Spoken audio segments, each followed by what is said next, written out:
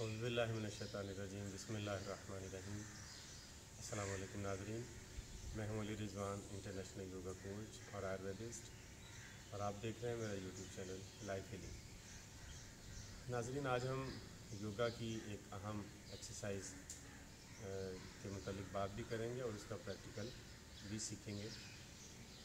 वो है कपालभाति। कपालभाति योगा में ब्रीदिंग एक्सरसाइज समझी जाती है और इसके बेशुमार फ़ायदे हैं। तारीख़ आदम में शुरू से लेकर आखिर तक जितनी भी बीमारियां इंसानी गलतियों की वजह से बनी हैं, खुदा की तरफ से कोई इम्तिहान ना हो वो अलग बात है, इंसानी गलतियों की वजह से जितनी भी बीमारियां बनी हैं उन तमाम बीमारियों का इलाज कपालभाति में है। बहुत सादा और बड़ी आसान सी वर्जिश है, लेकिन इसके फ़ायदे अनगिनत हैं। इसके फ़ायदे शुमार करने के लिए, लिखने के लिए बाकायदा एक किताब लिखी जानी चाहिए और उस किताब में ही इसका तफसील से ज़िक्र किया जाए तो ही बेहतर है, वरना ये 3, 4 या 5 मिनट की वीडियो में इसके फ़वाइद का अहाता नहीं किया जा सकता। शुगर हो, कैंसर हो, फालज हो, फेफड़ों का कोई मसला हो, दिल का कोई मसला हो, ब्लड प्रेशर हो, कॉन्स्टिपेशन हो, गैस हो, कब्ज़ हो, जोड़ों का दर्द हो, पट्ठों का दर्द हो, जिगर का कोई मसला हो, दिमागी कोई मसला हो, नफ्सियाती कोई मसला हो, आँखों का, बालों का, चेहरे का, किसी भी किस्म का कोई शदीद मसला हो, कपालभाति हर बीमारी का इलाज है, बशर्त ये कि इसे ढंग से किया जाए।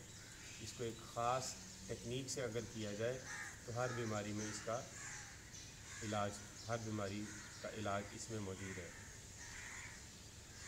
कपालभाति करने का तरीक़ाकार बहुत सादा सा है और इसकी वेरिएशंस भी हैं जो हर तरह के अलग मसले में अलग तरह का फ़ायदा करती हैं। तो आप अहबाब कपालभाति को इंतहाई गौर से और तवज्जो से सीख के फिर आप इसकी प्रैक्टिस करें। मैं भी आपको करके दिखाता हूँ। बिल्कुल इसी तरह से आपने इसकी प्रैक्टिस करनी है, इसमें थोड़ा सा भी रद्द-बदल नहीं करना। अगर आप इसमें थोड़ी सी भी तब्दीली करेंगे अपने आप से तो जितने इसके फ़ायदे हैं, अगर आपने इसे गलत तरीके से किया तो उतने ही इसके नुकसानात भी हो सकते हैं। कपालभाति के फ़ायदे बहुत हैं और अगर इसे गलत से कर दें तो इसके नुकसानात भी उतने ही हैं। बिल्कुल बिजली की तरह है कि बिजली को अगर तरीके से इस्तेमाल करें तो उसके फ़ायदे बहुत हैं, लेकिन अगर जाके बिजली की तारों को पकड़ लेंगे तो फिर करंट पड़ेगा और फिर नुकसान होगा। तो करना हमें क्या है, बहुत सिंपल है कि सिर्फ हमारे नाक के ये जो 2 नथने हैं, इनसे झटके से आपने सांस को बाहर की तरफ निकालना है। हल्का सा स्ट्रोक देना है और दोनों नथनों से सांस को सिर्फ बाहर की तरफ निकालना है, वापस आपने अंदर की तरफ नहीं लेना। सांस को सिर्फ बाहर की तरफ। मैं आपको पूरी डिटेल के साथ बताऊंगा, पूरी तफसील इसकी आपको बताऊंगा, एक एक नुक्ता आपको इसका बताने की कोशिश करूंगा। वीडियो छोटी है, सारा अहाता तो नहीं किया जा सकता, लेकिन ख़ास इसकी बातें मैं आपको सारी बताने की कोशिश करूंगा। नाक के दोनों नथनों से झटके से सांस को सिर्फ बाहर निकालना है और जिस्म के किसी हिस्से को आपने स्ट्रोक नहीं देना, सिर्फ सांस को स्ट्रोक देना है आपने। ऐसे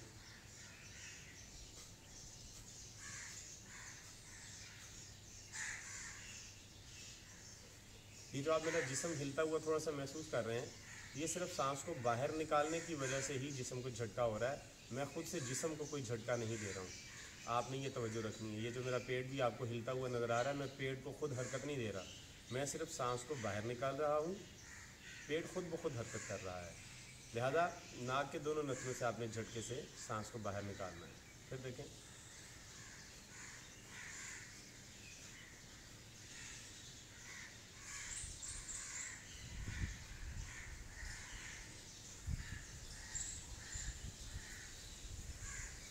अब इसके दुरानिया का भी मैं पहले आपको बता दूं, फिर इसको हम 3-4 मिनट इसको प्रैक्टिस इसकी करते हैं। दुरानिया इसका कम से कम आप पहले 1 मिनट रखें। 1 मिनट आप इसे करेंगे तो आपका पेट और जिस्म थक जाएगा, ये थोड़ी सी थकावट होगी क्योंकि आप यूज़ टू नहीं है इसके करने के, तो जिस्म थोड़ा सा थकता है।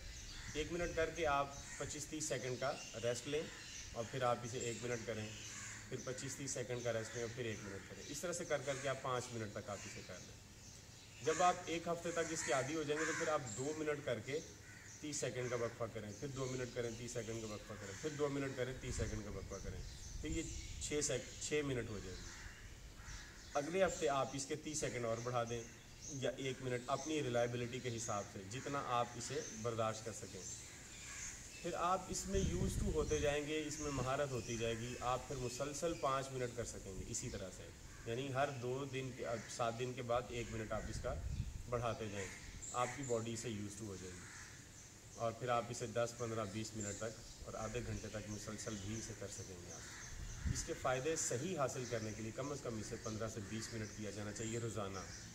जिस दिन आपने कोई वर्जिश भी नहीं करनी, कोई टाइम नहीं है आपके पास, कपालभाति आपने उस दिन भी करनी है।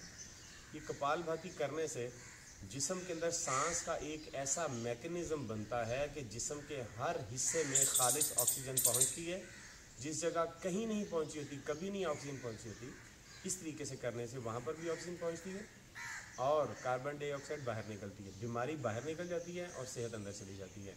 यही इसका एक सादा कुलिया जो आसानी से समझाया जा सकता है, आप इसे यही समझ लें। फिर तफसील से अगली वीडियोज़ में मैं इसके बारे में बताऊँगा। कपालभाति पर हम 2-3 वीडियोज़ बनाएंगे, आप बाकी वीडियोज़ भी ज़रूर देखिएगा।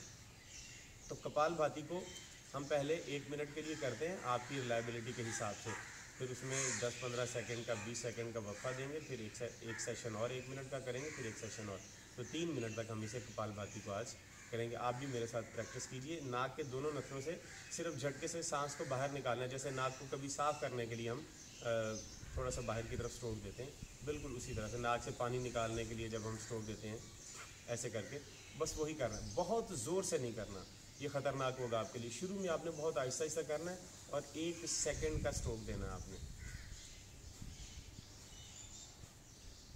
ऐसे नहीं करना, ये नुकसानदेह है। रीढ़ की हड्डी को आपने बिल्कुल नहीं हिलाना, गर्दन को भी नहीं हिलाना, गर्दन और रीढ़ की हड्डी सीधी रहेगी और हल्का सा 1 सेकंड के हिसाब से आप स्ट्रोक देते रहेंगे। तो लेट्स स्टार्ट विद मी, आप सब मिलकर करें।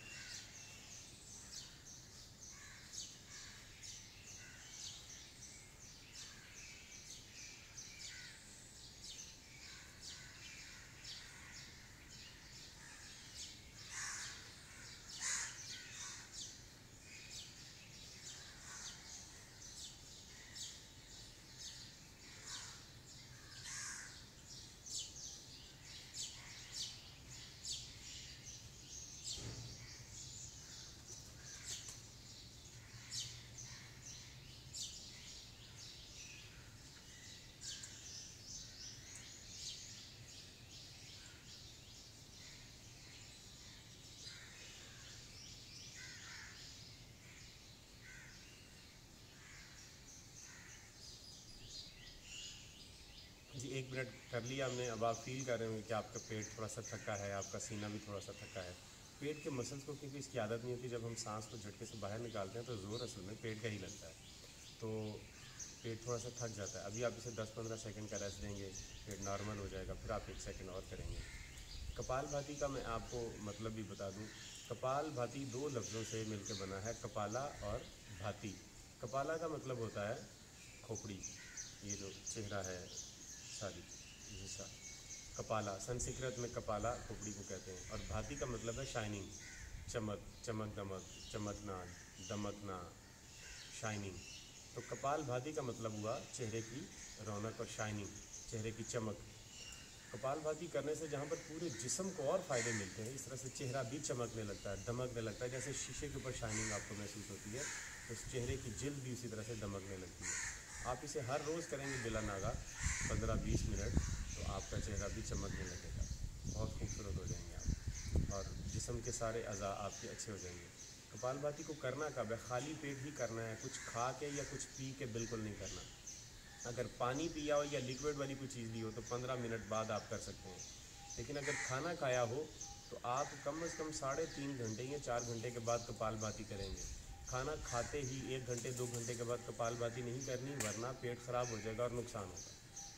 ठीक है, खाली पेट ही करनी है या खाना खाने के 4 घंटे के बाद करनी है। सुबह सुबह उठ के करें तो सबसे ज़्यादा फ़ायदा है, और शाम को करें खाना खाने से पहले। जी अगला 1 मिनट और करते हैं।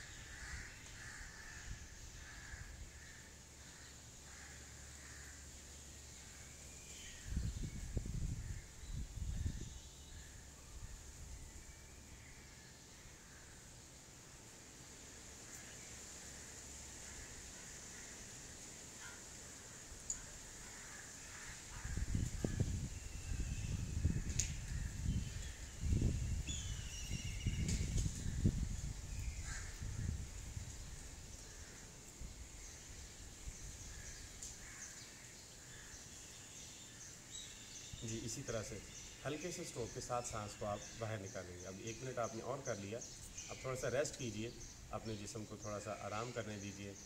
आप क्योंकि यूज़ टू नहीं है, जिस्म जो भी काम पहली दफ़ा करता है उसमें थोड़ा सा थक जाता है, उकता जाता है। तो उसका तरीक़ाकार ये है कि थोड़े थोड़े वक्फे से जिस्म से वो काम करवाएं, ताकि जिस्म उसका आदी हो, जहन उसका आदी हो, जहन में उसका ब्लूप्रिंट बन जाए, जहन के अंदर उसका एक स्केच बन जाए कि ये करना कैसे। जिस्म उसे सीख के करना चाहता है, जब उसे सीख लेता है तो फिर बहुत आसानी से करता है। अभी जिस्म उसके साथ यूज़ टू होना चाहता है। तो कपालभाति करने के और बहुत सारे तरीके भी हैं कि कब कब कैसे कैसे की जा सकती है, वो मैं आपको अगली वीडियो में बताऊंगा। कपालभाति से जिस्मानी बीमारियां, जहनी बीमारियां और रूहानी बीमारियां, किसी किस्म की भी कोई बीमारी हो तो ये कपालभाति उन तमाम बीमारियों का वाहिद इलाज है। ये योगा के बड़े बड़े गुरु बताते हैं। योगा की तमाम मुस्तनद किताबों में इसके बारे में इसी तरह से लिखा है कि कपालभाति हर बीमारी का इलाज है। तो कपालभाति को आप हर रोज़ करें, इसे कभी मिस ना करें। इससे फ़ैट कम होगा, इससे आपके जिस्म के ऊपर जो इजाफी चर्बी है वो ज़ाया होती जाएगी, धुलती जाएगी। इसी तरह से फिर जिस्म के अंदर जितनी भी बीमारियां आप महसूस करते हैं, उन तमाम बीमारियों का वाहिद इलाज है। लेकिन बीमारियां पैदा होने से पहले करें। अभी आप जवान हैं और सेहतमंद हैं तो अभी से करें, ताकि आप हमेशा सेहतमंद रहें। बीमार होने के बाद तो फिर सारे ही करते हैं, तो फिर इंसान ज़्यादा उसमें मुसीबत महसूस करता है, परेशानी महसूस करता है। अभी बीमारियों से पहले ही आप करें तो ज़्यादा अच्छी बात है। और अगर कोई बीमारी आ भी गई है तो भी आप इसे करें इंशाल्लाह। कपालभाति 15-20 दिन, 25 दिन, 1 महीना मुसलसल करें, आपकी बीमारियां आप देखेंगे कि वो सारी की सारी उनका जो ग्राफ है वो नीचे आता जाएगा। तो 1 मिनट और करते हैं कपालभाति को, तीसरा मिनट है और ये आखिरी है। हल्के से स्ट्रोक के साथ सांस को बाहर की तरफ निकालें।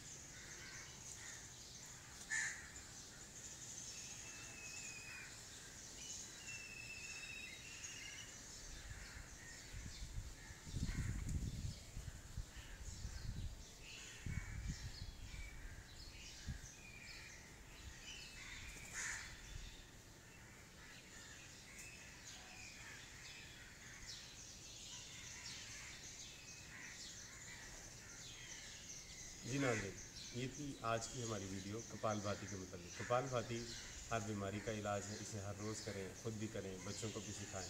बूढ़े, बच्चे, जवान सभी कर सकते हैं।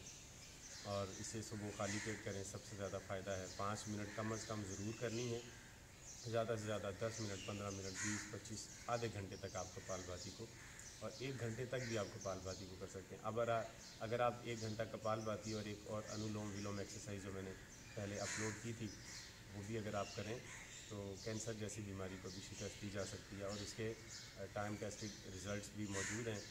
सदियों से कपालभाति दुनिया में प्रैक्टिस की जा रही है। आप इसकी हर रोज़ प्रैक्टिस करें और सेहतमंद रहें। अगली वीडियो तक इजाज़त दीजिए। अस्सलामु अलैकुम वरहमतुल्लाहि वबरकातुहू।